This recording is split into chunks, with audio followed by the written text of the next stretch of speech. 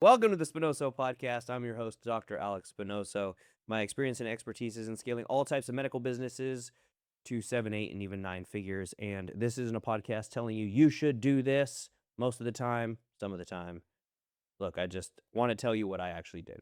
I want to help you build your business, take ownership of your life, and become a better leader at home and at work. As always, I have Miss Amanda May with me. What are we getting into today? We are going to get into what hiring in 2026 looks like. Oh, So, okay. remote work, skill-based teams, human skills, emotional intelligence, all of that stuff. The landscape is changing quick. I get it. So, what are the expectations around remote work and hybrid flexibility and all of the things that have shifted dramatically, really, since 2020 Mm-hmm. in regards to this? And then in the medical and aesthetics world, what does that look like? Because you have to have people in clinic, but then the support roles can be more hybrid Yeah. or remote work. So balancing that, and we're going to unpack what's actually happening, how applicants can apply for what works for them, but also meet the needs of the employer, and how to build teams that fit this new reality that we're seeing. And you've hired hundreds of people across multiple companies. And so we're going to dig into where you've seen some of the biggest shifts and what that looks like in business. Yeah. Let's do it. Let's get through it. First, let's talk about remote and hybrid because that was a perk Mm-hmm. for a long time, Yeah. and it's not really anymore. I mean, Genesis doesn't even have a corporate office, so Yeah. it's remote work, Exactly. essentially. You've Exactly. gotta be good at working from home in those cases, where in some of our clinics, you've had salespeople that have worked from home, and then you've brought them back into a clinic. Yeah. So, it's not really a perk, it's just an expectation of being able to work from home if you have a hybrid role and excelling in it, and then if you can't, that's gonna shift. Yeah. So, let's dig into that a little Yeah. bit. One of the conversations that I've had over and over with multiple private equity companies and is the fact if they are a private equity company that has an old guru on there, someone on the team who literally knows in and out what they're doing, has been CEO for multiple companies in the past, has grown multiple companies in the past. What I've noticed is that the older, wiser entrepreneur always asks if you have a headquarters or are you going to build a headquarters because they understand that the community and getting together in an office is really a great part of building a culture and building a business and having that really solid. But again, all the younger guys understand that, look, it's 2026. And even I joked with him the last time I talked to him. I was like, dude, it's 2026. Like, get out of the 1980s. Like, these big companies, sometimes a lot of them don't have headquarters anymore. A lot of them don't have a single place. They have designers, they have programmers, they have, high level C-suite executives that may be all over the country. Now, as we've been hiring our C-suite executives, we have had the discussion of, hey, are you willing to move to Dallas in the future if we build a headquarters in Dallas? Because that's probably where it would be. It's central, it's the easiest to get around, everybody could come here, etcetera. But you're absolutely right. Even in a medical and aesthetic business where you have to physically treat people with Botox and fillers or lasers or things like that that aren't, medicines online. If you insist on every single role being in person, if we insisted on our executive roles being in person, then we wouldn't have the badass executive team we have. Our VP of operations is in Arizona right now. Our CFO is in Tampa right now. Brent, my business partner, is in Tennessee right now. Uh, so our head of HR is in Tennessee, and then actually our chief marketing officer or director of marketing, she isn't chief marketing officer, director of marketing is here in Dallas. So we're spread all over the place. And that being said, we got really high quality staff and really high quality C-suite executives by being able to hire people that have this remote work and hybrid work. Now, you're absolutely right. We have done hybrid and remote work for the staff that's in the clinics and for phone people and things like that.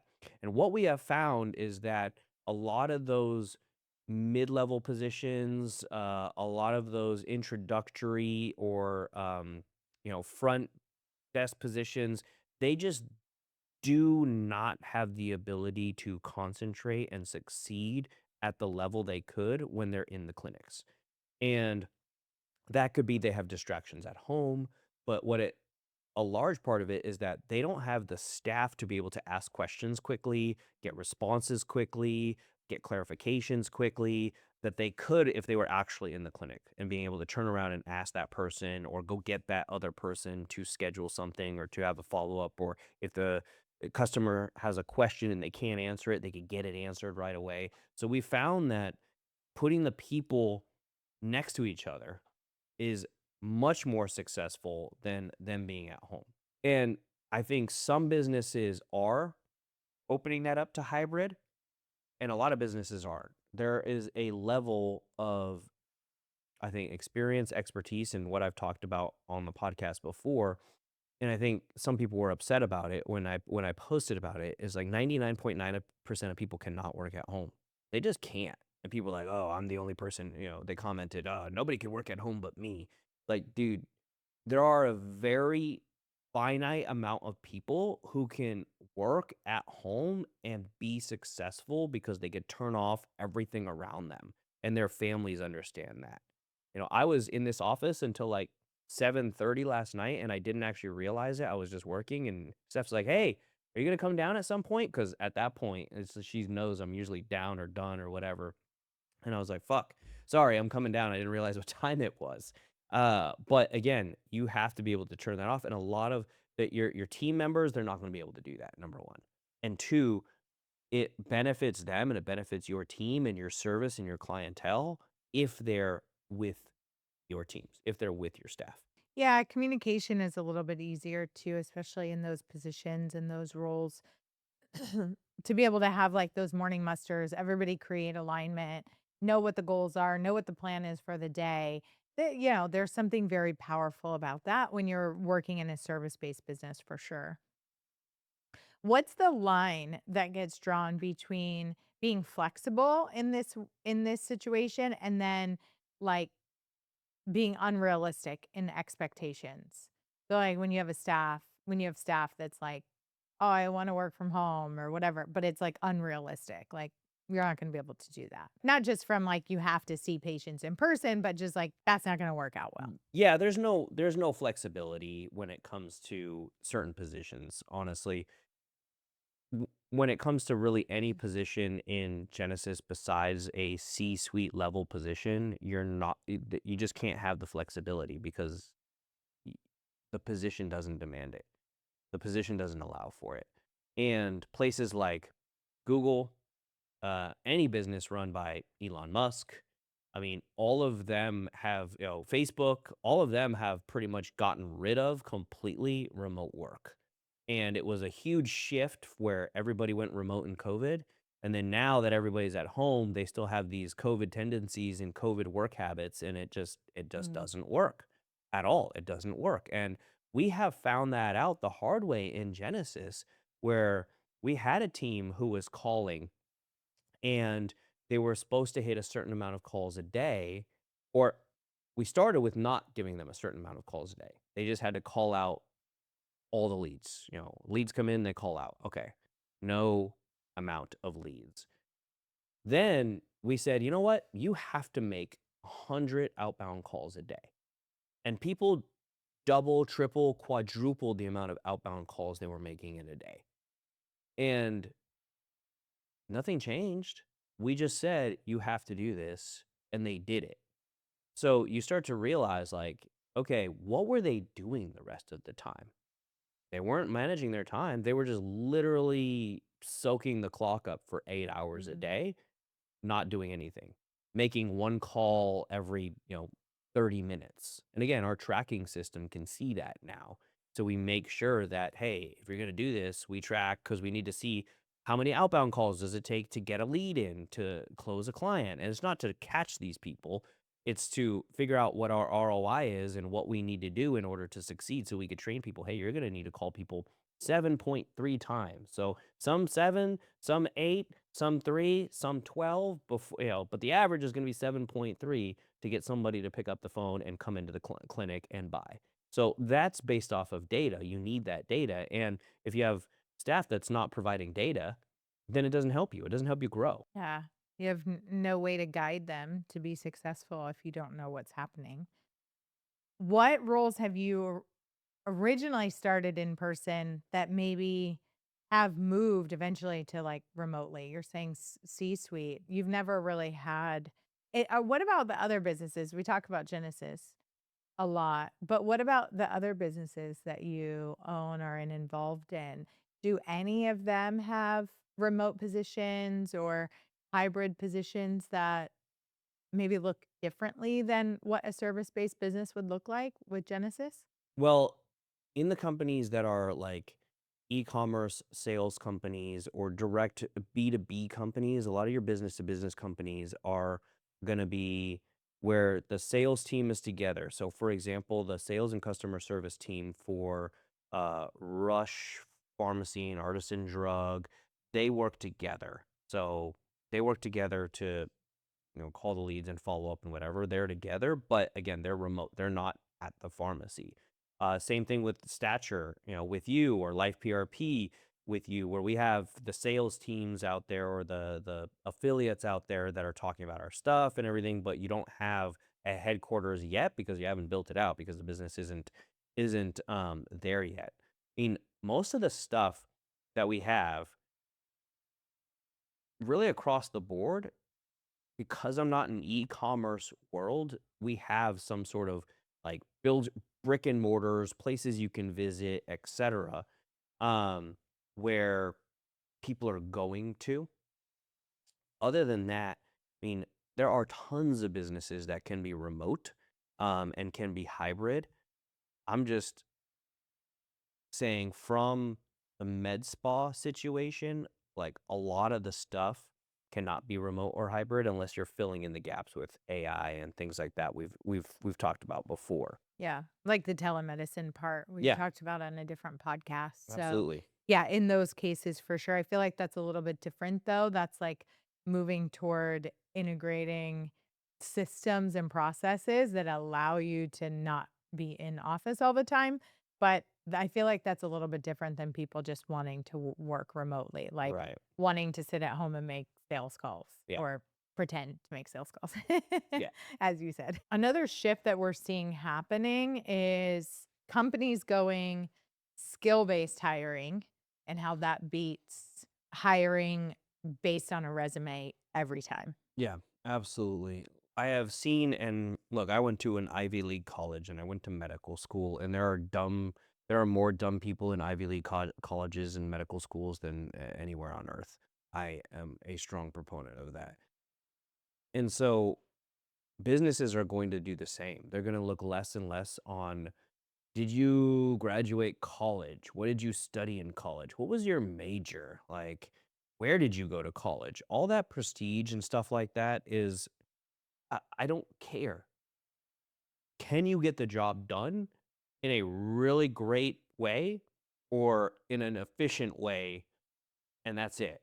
Like, I mean, if we were doing computer programming and you had a 12-year-old who was a savant at computer programming versus a guy who went to Harvard and studied computer programming but it's just a job for him and he doesn't live it and he doesn't have the skills of the 12-year-old, you would probably hire the 12-year-old, right? Like who just has this computer genius whiz. It's very simple, and businesses are starting to realize that. Now, you still have to go to college and get a higher level degree if you're gonna be a licensed, uh, lawyer, provider, etcetera. I'm not saying that, but what I am saying is that skills pay the bills. That's pretty much what it is. Mhm. If you have a high level of skill in something that does not require a license, a professional license, or you doing schooling to get a professional license, then the school of hard knocks YouTube might be the only schooling that you need to get there. And, I talk with Steph all the time, and we talk about schooling for our kids, and we're still fighting between sending them to regular private school or homeschooling or a hybrid and what that looks like. And we're wrestling with that decision of what's best for the kids. Because again, you go back and there are important things like history is important. Handwriting is important. We also think other things are important in terms of phonetics and Latin and being able to speak some languages and home ec and PE, physical education, like Yeah. all these things that have been taken out of schools and removed from schools to teach kids common core math and shit where you like count on your fingers from yeah, that's cool when you're fucking in 2nd and 3rd grade, but not when you're in 8th grade. Like you need to be able to move faster and even then you've got calculators and the you need to teach the kids based off of the available tools. We talked about this with the AI. Like if you don't change the curriculum and improve it based off of what tools are available, then that kid is only going to be held back. Mm. That kid is only gonna be, at a disadvantage when growing. And so, again, like, you're not gonna go in and learn the English language now the same way you did 150 years ago with Old English, but people still think that should be a fucking thing. People still think that math should be learned a simple way. People still think that, hey, you should show us your work to get to this solution. And if you don't show us your work in the way I want you to show the work, then it's wrong. That's what stifles kids. You get the right answer? Did you cheat? No. You got it? How did you get it? I don't really fucking care. Because neither does your boss. Neither does the world. They don't care how you got to the answer. They care that you got the answer. Nobody asked Elon Musk, "Can you show me your math to get to Mars?" Like, he would probably fucking show it, but nobody would understand it or even fucking care. They would say, "Cool, he built something that can go to Mars." And it's gonna be the same with it is the same with programming. It is the same with hiring. It is the same with, these positions of success where it's like, "Okay, cool. You graduated from this great school and you have all these lessons in business ownership and you have an MBA and you have a MPH and you have all these cool degrees. Have you ever run a business before?" Well, you're going to get stomped into the fucking dirt against someone who has ran a business for 15 years while you were in school. Yeah. It's as simple as that. Yeah, so when a company is hiring based on skills, not based on the resume, what should they be looking for first? Well, it depends on the position. So the skills that should be in any position no matter what is accountability and the humility to be able to learn and continue to grow. You know, Integrity, yes, everyone should have integrity. That's a core value, but again, that's not really a skill. But literally, accountability and the humility to be able to take constructive criticism or to realize that you're never done in learning and to grow. If you have those, pretty much everything else can be taught. Pretty much everything that's out there can be taught. Um, but again, obviously, I'm not talking about if you're applying for a computer program or you have the ability to learn and you're accountable, like you're not gonna fucking get that job if you've never studied computer programming before. Yeah, It's so you like need to I can't understand go in there and get a computer programming job. you need to understand what you're applying Yeah. for, And for so sure. that's a baseline where that's thrown out the door because if you're applying for a job and you don't have any experience in that job or any like you're just not gonna get the fucking job. Like, so don't fucking do it. Yeah. Go get experience, go learn more, go do something. So you're talking more like qualities, like character traits. That's really what skills are. So, character traits and qualities are skills. They're Mm. developed. Charisma's developed. Accountability is developed.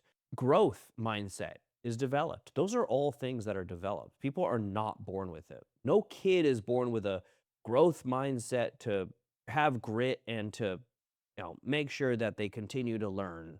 No child is born with that. They learn that from people. Mm. And if they don't learn it when they're a kid, maybe they'll learn it when they're older, or maybe they learn it at the end of their life. All those skills, all the the character traits of a human are learned character traits. Habits are caught, not taught. If you just took a human and you've seen weird shit like this all the time posted. If you took a human and they were raised by dogs for 5 years, you know? There was a story of a Romanian woman who lived from when she was, like, 4 to, like, 11, and they found her when she was, like, 11. She had been surviving with this pack of dogs, Mm. and she acted like a dog. And again, it wasn't like a fake story or anything like that. Your habits are caught, not taught. And yes, that's fucking extreme. But that's what I mean. There's no concept of fear. Kids have no concept of fear. They have no concept of what's dangerous or not. They have no concept of racism. They have no concept of Republican versus Democrat. They have zero concept of any of that fucking thing, of any of that. And again, those can all be tied to emotions. You know, if you're a Republican and you hate Democrats, that anger is something that you learned.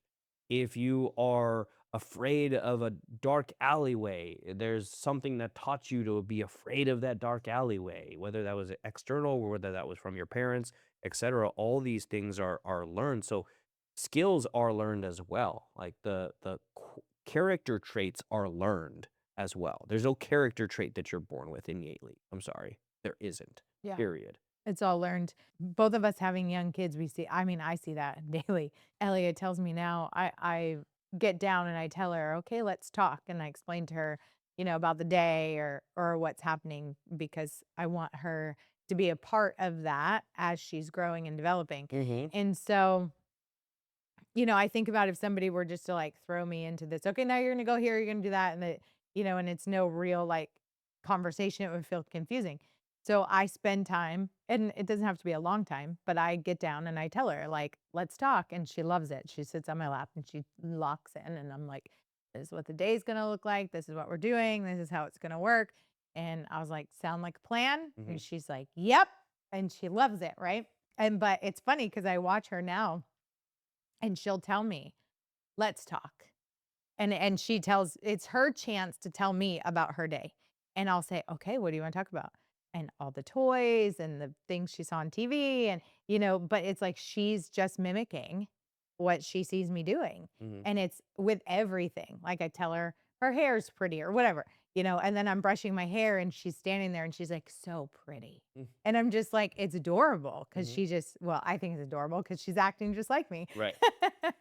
But it is like everything we do, our kids are a great example of it because you see so quick how they pick things up, good and bad. Um, but in that sense, I mean, that's those statements like you are the 5 people that you spend the most time with. That's why, because that proximity makes a big difference. So if you want to learn a skill, get around people that are doing that. Yep. And that's a part of we've talked about other podcasts like AI and whether or not people are afraid of AI replacing them. Well, this is a great way to make sure AI doesn't replace you. Develop your skill set, make yourself more valuable, and then you're not gonna be at least the first one replaced, you're gonna have some security in that regard. Yeah. And, I feel like this has changed m recently, but I feel like it's been changing over a longer period of time. This isn't so new because Mm. the book Emotional Intelligence came out, and that was like I remember the conversation around that, it might have been 10 years ago, where people started really focusing on like their own emotional intelligence and can you really be locked in and connected and understand the situation and read the room and things like that. Mhm. And having people in your business that can do that is great, especially in the medical business because you get people come in there. I mean, I've sat with people in our clinics and it's such a range. You get people that are there dealing with sexual wellness issues and, Mhm. how you approach that versus somebody who's coming in because they're getting married and, they want to get cool sculpting so they look hot in their dress. I Right. mean, that's like you got to know how to move between those situations and how to handle certain things or as a leader, you have so many different personalities. Right. So it's like, how do you meet those people where they're at? When somebody's in an interview, this is something that, we're always trying to teach our clinic directors and the people that are doing the hiring. I think this is a great thing for people to understand. How do you know what to ask if you're wanting to find out more about somebody's skill set versus just what's written on their resume? Yeah. I mean, I ask questions based off of really core values. We ask questions surrounded by core values. I took the question, my final question is a question that I stole from Elon Musk that he says in an interview is essentially describe to me a problem in your last company that only you can solve and give me the steps that you use to solve it. And he's very right in the fact that somebody who is lying about it or trying to make something up, the details are kind of nebulous. There's not really like, you know, finite rules or parameters based off the solution. The people who had like a really big problem and they were like the only person that could solve it. They remember the color of the shirt that we're wearing the day Mm, that they solved that problem, mhm, like down to that type of detail. mm. And so that's a huge question that I like to ask now to see, is this person really bullshitting or not? Do they really know what they're talking about or not? So I do like to use that question, and then I do like to use questions that I've gotten from asking AI based on our core values. How would you ask this question? How would you find out if a person? How would you find out a skill based question around X or Y? And it pumps out some great questions on based off of those, based off it prompting you prompting it and our core values. Mm, So that's the way I kinda do it, is making sure that our team is asking directions or asking questions in that direction, because, again, for us, like, we have to have providers and we have to have people who are licensed. 90% of the staff has to be licensed in something. Maybe not the patient care advocates, maybe not the front desk receptionists, and maybe not even the clinic director, but the medical director, the providers, the if there's RNs, estheticians, any of the MAs, they all have to be licensed and they all have to follow a specific set of rules. So in what we do, their resumes are almost useless because if they're licensed, then they can do the job. And a lot of times we're not getting providers that have experience in everything that we do. We're training them up. So we have to ask based off of the skills of the core values, the skills of the human qualities, rather than the skills of can you inject the face here? Because if you can't, well, then, and if that was the reason that was one of the check marks we had to have, then you wouldn't be hired at all. But then we wouldn't have like anybody to yeah. hire. We have to teach everyone that comes in, we have to teach them something. Nobody knows about everything that we do ever that comes into our company.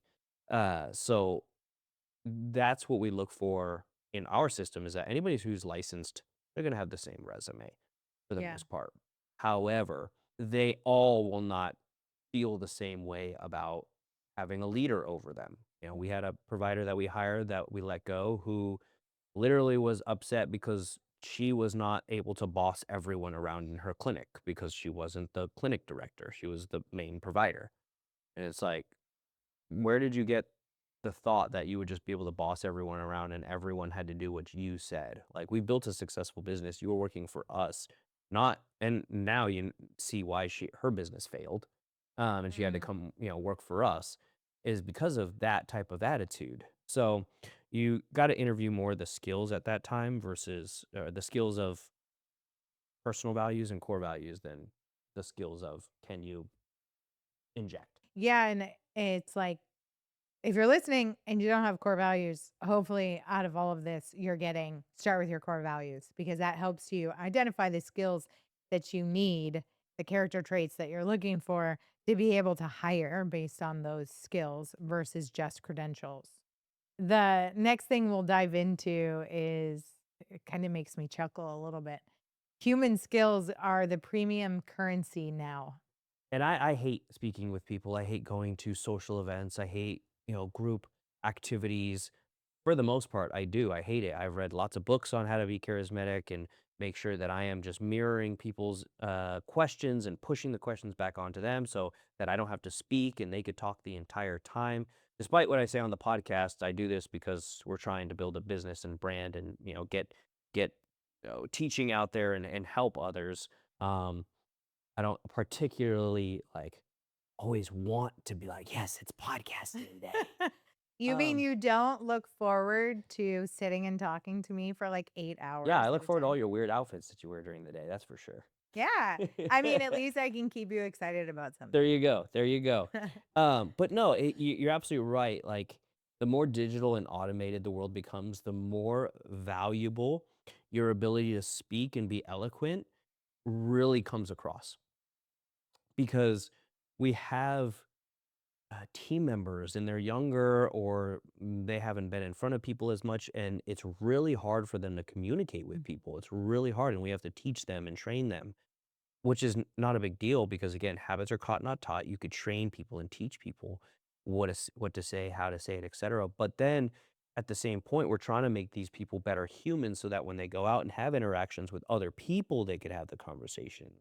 I mean, God knows how many times a text message has come across with the completely wrong connotation because you read it in what your own biases are, right? As a business owner, as a husband, I'm not my kids don't text me yet, but like even as a parent, if you have kids that text you, I guarantee you there's one text a week that comes off in a way that you're like you react to it in a certain way, but they meant something completely different and it really didn't come across that way. Yeah. And that miscommunication from robotic, systems really has caused worse communication with people. The more we're able and the more direction and the more uh, pathways we have to communicate with each other, the worse we are at communicating with each other. I have to agree. That's why it made me chuckle a little bit Yeah. 'cause I think about, the quick, witty kinda text or I guess caption that would be on social media, Hmm. with the selfie, and it's like, that's not I don't know, just it's interesting to see what Hmm. you're saying, like, how people struggle with really connecting and communicating and that connection is just broken. Yeah. And so much of that I think comes from the fact that we're living in a digital world. So you don't really have to create relationships. Like when I was first starting out in business, the only way I met people was to be out at events. Yep. Like I started my business when I lived in Las Vegas. It was easy to find events, but you had to meet people. You had to explain what you did for work. You had to explain why whatever you were offering was valuable. Yep. And there was no like, well, I don't know, there might have been MySpace at the time, but I wasn't on it. Hmm. Um, and so it was like, I didn't know anything about the internet really until I think it was like 2007 Hmm. ish that Hmm. I finally like learned that I could Google things Mm. that I needed to like figure out because I was just always out with people. Yeah. But I came from a small town in Ohio. My mom's very outgoing. And so it was like, I just took whatever she did and people love her. So I was like, oh, I'm just going to do that because Yeah. people will love me. Yeah. But I do think about now having I have a 22-year-old son. And so just even the way he communicates or tells stories, I'm like, well, you didn't get your storytelling from me. Yeah. That's for Are you sure. special? So it is interesting to see and the human skills are super important and we're Yeah. training like I'm training different locations now for stature. Hmm. So I am interacting Hmm. with a lot of the team members at these locations that are retailing the skincare. So I'm having a lot of conversations that I'm like, wow, Yeah. this is this is interesting. Yeah. So Yeah, if you wanna scale a business, guys, you know, you're gonna have to learn emotional intelligence, you're gonna have to learn how to read people, you're gonna have to learn communication and adaptability, you're gonna have to learn presence, and these are all you're gonna have to learn charisma. You cannot grow a company without a strong ability to communicate and without at the same time being able to inspire or drive people to communicate or to grow. You just absolutely cannot. So human skills are a big part of it. And yes, AI and stuff is augmenting our businesses and augmenting our ability to grow, but you still have to have humans to this point. You're still going to have to drive and speak to companies or people inside your company. And it isn't aesthetics specifically, especially like you got to have empathy, you got to have connection with these people. You need to realize that as a business owner, if you really wanna scale, if you really wanna build a business, you gotta have people that have human skills on your team. You gotta have people that have emotional intelligence on your team. And you yourself have to be the best teacher because if you're going to train someone else, you have to be able to communicate. If you're going to teach someone something, anything, if you're going to teach someone anything, you're going to have to be able to communicate. If Right. you are going to even replace yourself in the business, you have to be able to communicate with that person about what you want, how you want it done, etc. And then they have to be able to communicate with the team down the line of it. So, human skills and human communication are still an absolute vital aspect to hiring someone. I mean, you know that, I'm sorry, an introvert is not going to do well in a medical clinic, a med spa. They might do well in a insurance-based medical clinic where they don't really have to talk to the patient. They can look at their phone or they can look at their computer while they're typing up notes and asking questions kind of half-assed on the side. But in order to really succeed in a sales-based environment where your clients are paying cash for services and you want to have multiple locations or even one location with 5 employees, you have to be able to communicate and you have to have human skills.